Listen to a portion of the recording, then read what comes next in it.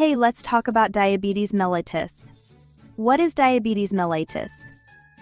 Diabetes mellitus is a condition when the blood sugar or glucose level is too high in the fasting state, which is from around 2 hours after a meal. With that being said, the best time to check one's blood glucose is in the mornings before having breakfast, but can also be checked 2 hours after a meal as the blood glucose level should be normal by then. At home, it can be measured by this device called blood glucose meter. Let's move on to how the blood glucose level is regulated. When we ingest food, it breaks down into smaller molecules, one of them being glucose.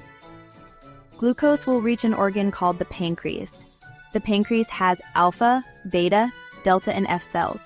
Beta cells produce insulin, so we will be focusing on that. Glucose enters through the GLUTT transporter. In the pancreas, it will be converted to glucose 6-phosphate and undergo glycolysis, Krebs cycle, and the electron transport chain to produce ATP. This accumulation in ATP will cause the potassium channels to close, leading to depolarization and opening of the calcium channels. Calcium will enter the cell and mediate exocytosis of insulin-filled vesicles. Insulin released into the blood will reach the target cells such as skeletal muscles, adipose or fat tissue, heart, and liver.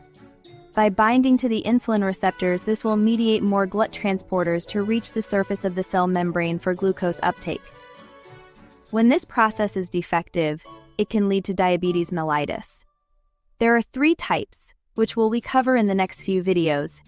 In summary, we talked about what diabetes mellitus is, when to check, and how blood glucose levels are regulated. Thank you guys, and remember to comment what you'd like to see next.